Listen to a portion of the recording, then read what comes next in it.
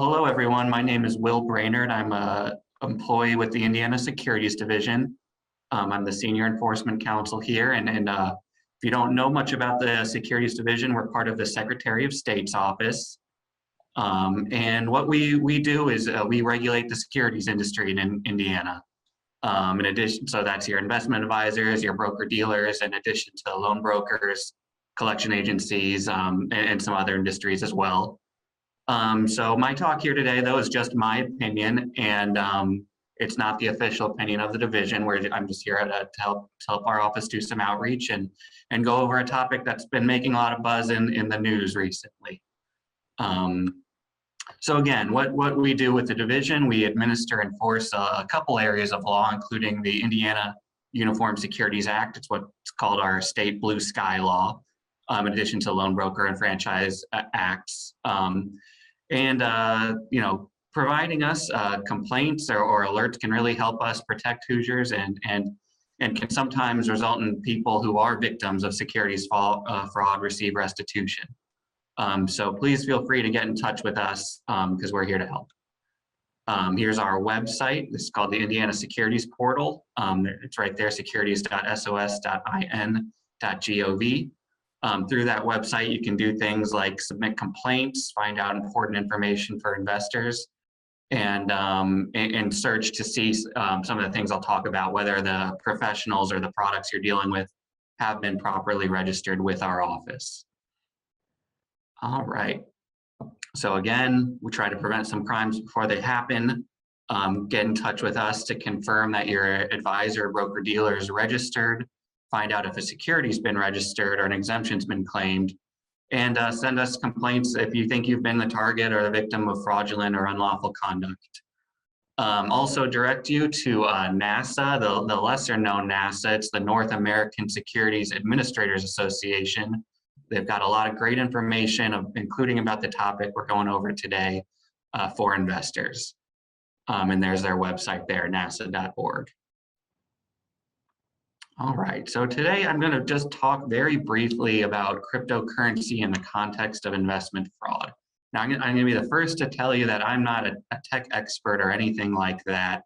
My understanding of this stuff is really just related to how we've encountered it at our office. I can't talk to you about the intricacies of how the coding or the cryptology works, but we can kind of just talk generally and go over some things that you need to be on the lookout for if you're thinking of getting involved in either cryptocurrency or just an investment in general. So people might have heard this news story just over a year ago in July 2020. The Twitter account for President Barack Obama, former President Barack Obama, tweeted, I'm giving back to my community. Sorry, keep switching, due to the COVID-19 pandemic. And it advertised it, say, hey, if you send me a Bitcoin, I'm going to send it back to you doubled. So you send me $1,000 worth of Bitcoin, I'll send back 2. He says, only doing this for the next 30 minutes, so enjoy. And I've blocked out there was a link. And so, yeah, great deal, right? You're going to double up your money and with very little effort.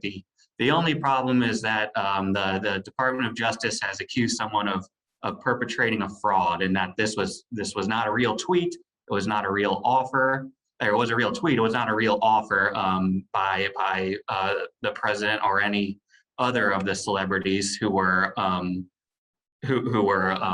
promoting the same kind of offer. It was just a scam. You would click that link, you would submit your Bitcoin, and then it's gone. So it's kind of just a hallmark of how this kind of the cryptocurrency has been huge in the news, and people have heard that you can make a lot of money on it, and some people really have. And so these scam artists are alleged to have taken advantage of that fact. So again, it's alleged to have been a scam that hacked a number of high-profile individuals. And in the short time before it was taken off, they received, I think, over 400 payments, totaling just about $121,000. So this event, given the names attached to it, got a lot of publicity, but it is not the largest kind of crypto scam that's been reported. The FTC, the Federal Trade Commission, issued a report saying that between October of last year and May of this year, approximately 7,000 people have reported scams resulting in losses of more than $80 million. And these scams specifically were related to cryptocurrency. And I've got the link down for you there for you to look up. And here's just a chart that they issued when showing those numbers, how, you know, the cryptocurrency has been big in the news. And like always, that means people are going to try to jump on board and commit scams and try to steal other people's money, piggybacking off that publicity. So you can see there this steep rise in investment scams related to cryptocurrency that have been reported over the past few years. And what do these scams look like? We'll go into this a little more later, but it's basically, it can be something like a website that looks like, hey, here's an opportunity in what they'll call crypto mining or investing. But it's really just a bad actor trying to get either your information or your assets for their own use. And so, you know, we're going to go over today and basically come back to the point that taking on the risk of investing, it doesn't, you know, it's always a risk to invest, but doesn't mean the same as getting ripped off. And watching for red flags can help you avoid that potential. So let's focus in on cryptocurrency specifically. It has been around for over a decade, but it's really risen in prominence over the last several years. And we've gotten to the point where over 1,000 different cryptocurrencies or kind of varieties of cryptocurrency have been made available to the public, and that'll be changing on a daily basis. Doesn't seem to be going anywhere, and it's really kind of riding a big wave of, again, publicity and focus from the investing public, particularly from what we'll call retail investors, which just basically means not your you know, your institutional investors, but just you know normal people who are trying to either invest for speculation or get involved to try to make some earnings through crypto. And yeah, so let's talk about cryptocurrency and what it is. Very generally, what it is described as a digital asset that they'll often call a token. So it's created by code. It's not something tangible that you can touch. It exists online. And it's created by private companies or private individuals. Though there is discussion you'll see in the news about a state-sponsored cryptocurrencies potentially coming our way sometime in the near future. So as a digital asset, it's a store of value. One of its utilities that they'll promote is that you can use it as a payment to facilitate transactions on the internet or through the internet. And you'll see, again, in the news, more and more vendors or people accepting cryptocurrency as a form of payment. But what's just as or probably more common is people purchasing cryptocurrency solely for its potential for growth. They're buying it as a speculative investment, hoping that they could later sell it at a gain or diversify their portfolio by owning cryptocurrencies.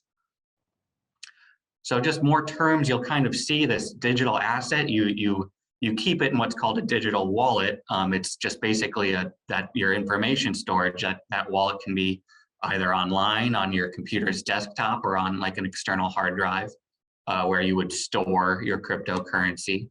And the cryptocurrency itself is basically a code of transactions tracked on a digital ledger. That's kind of the heart of what a cryptocurrency is that digital ledger called the blockchain, where basically it's that distributed code spread across all you know the cryptocurrencies network, which demonstrates, it's basically a tool to demonstrate that yes, this token is original, it is verified, it's something that they would claim trust in and to use as either a form of payment or an investment.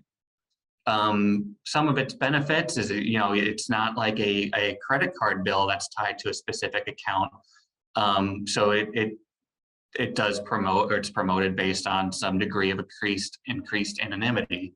It's important to recognize that that's not absolute, and just because you're using cryptocurrency does not mean you're gonna get away with crimes, because we can't, you know, the government authorities can't figure out who was involved. Another promotional aspect of it is that it's promoted as being a decentralized currency or asset. So it doesn't matter what the Fed does in terms of monetary policy or quantitative easing. The cryptocurrency's supply is determined by the companies that run the cryptocurrency. So maybe it's a hedge against inflation, or it's kind of not tied to it's not what they would call a fiat currency that's tied to a specific government. Again, discussion, there may someday be a federal cryptocurrency. And again, explaining kind of the rise in popularity is to look at the most popular cryptocurrency, Bitcoin, which also retails for the most value. And how that quote, this is just from an online provider, Yahoo Finance, has really escalated in the past 4 years. And so that it kind of helps explain why it has such public attention right now, given these steep increases. But those are kind of our takeaways. Cryptocurrencies, it's an asset that's bought and sold online. A lot of people will invest for retail purposes, trying to get in on earnings. And it's also got the potential for use as a unit of exchange, as a currency, decentralized from your fiat currency or your government-backed currencies. But with those, the elements come some areas for concern that investors need to be aware of and take into consideration before putting their savings into a cryptocurrency. There's high volatility. There's, it's kind of when you're in this kind of new field where regulations have not really, they're kind of currently in development. You don't know where the markets or the laws are going to be a year from now or 2 years from now. So there's volatility there as well. You also have the fact that it's unlike a bank deposit, there's no FDIC insurance. So though it's called a currency and you might have an account storing your currency, that doesn't mean it's the same as having your cash with a bank. And things that might apply to things like credit or debit cards might not, or typically do not extend to crypto payments. So things like disputed purchases that you might be able to go address with your credit card company are unavailable to people making purchases with cryptocurrency.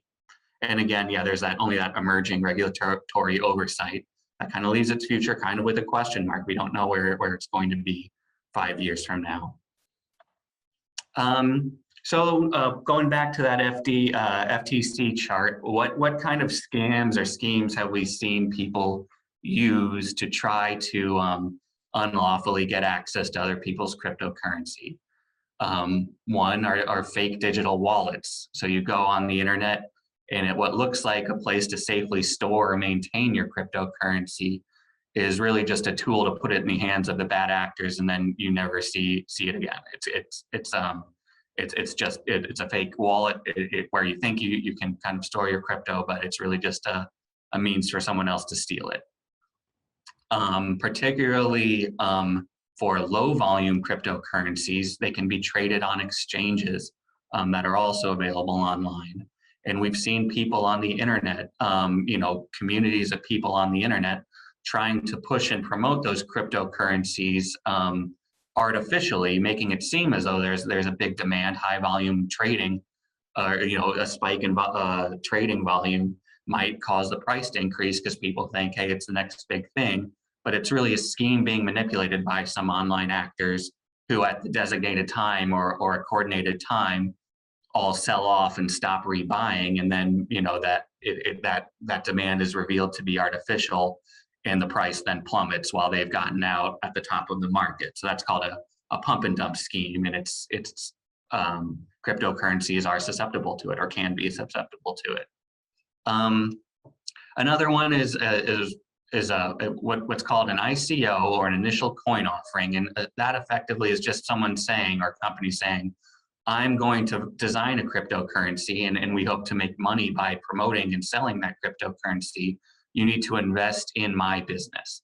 So there can be real ICOs that you should also be, skeptical of, like any investment, but there are also ones that are just phony. It's just an opportunity for people to accept investor funds saying that they're going to be developing a cryptocurrency when really the proceeds are just committed to their own personal use or other purposes. So those are just three common schemes we've seen with cryptocurrency. I should say that this is obviously not an inclusive list. There's also just a wide amount of people using traditional schemes, or we've seen people kind of like basically scams where people will commit a scam like you might see 10, 20 years ago, where you get an email that's some fraudulent claim saying all I need is a little bit more money and I'll be able to either unlock all these earnings or all these gains, and I'll pay you back right away with a profit. We've heard like the schemes like the Nigerian prince scheme. It's just a new reiteration of that, only using cryptocurrency rather than a credit card. So, a lot of the schemes we will see as well are just rehashing of the old kind of methods people have used, only financed through cryptocurrencies at this point. All right, so now I'm gonna go into some red flags that we always talk about that people should watch out for when considering investments. Yeah, again, these apply to cryptocurrency opportunities, but are just common elements of many scams that our office has seen. So red flag number one is if someone's promoting a guaranteed return or a statement that there's low or no risk in an opportunity. This is it's a red flag, because no investment is guaranteed a return or guaranteed to be perfectly safe. And it's important to kind of evaluate the claims people are making about your potential return, because even if someone says, hey, I'll just, it's 5% return per month, while that might sound very doable, if that's extrapolated over a year, you're talking about 60% in simple interest returns, and that's not feasible. No investment should be guaranteeing that level of returns.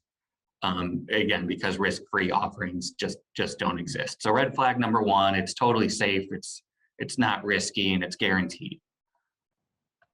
Number two is the element of time pressure. We've seen cases through our office where, hey, we need you, you need to get in on the ground floor now. The offer expires tomorrow. We've only got room for one more investor. These are tools that scam artists use to put people, basically take away their opportunity to think about an investment opportunity critically, because they're worried about missing out, and they've been told they need to act quickly. Again, red flag. There's not often reason why you're not going to have time to think about what you're investing in before committing your funds to it. And if people are pressuring you, saying there's this time pressure, that should be a red flag to make you cautious and wary about the offering. And the third red flag, the last one we'll go through now, is the unsolicited offer. Did you get an email or see something on social media or a cold call where you didn't really, you weren't out there looking for offers, just someone reached out to you? So cold calls, social media solicitations, unverified emails should be considered a red flag, because you don't necessarily know the person you're talking to. Even if you have a conversation on a messaging app or through email, do you really know who you're talking to? And just two tools, if people are promoting an investment scheme, you can go to our website again, check out if financial professionals who need to be registered or are registered, or securities offerings that need to be registered have filed with our office. There's also brokercheck.org, which is a national database for your investment advisors and brokers. So again, all three of those red flags were seen in this specific scam. It was a tweet that came out of nowhere, purporting to be from President Obama, unsolicited offer.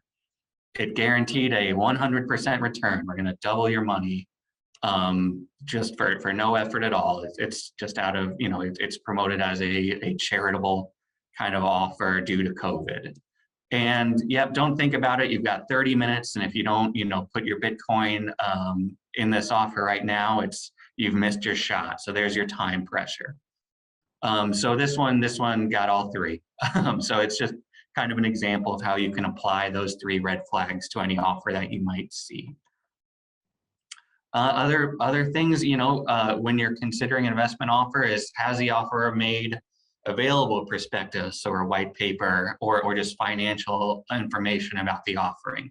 These are things that you should feel comfortable asking to see before you commit your savings to any investment. And think critically about what statements the person was making about, oh, this is, was this a sure thing for any specific reason? You should always feel comfortable checking the claims that people made, and then considering whether the terms of an offer are clear and that you understand them fully. So again, there's my name, my email address, and my phone number. You can also find our office or our front desk number. You can call our office and ask for help especially if you think you've been victimized by an investment scam.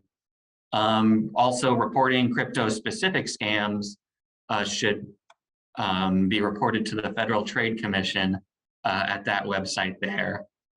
And also, our Attorney General's office investigates and prosecutes other instances of consumer fraud, which might not fall under the Securities Division's jurisdiction.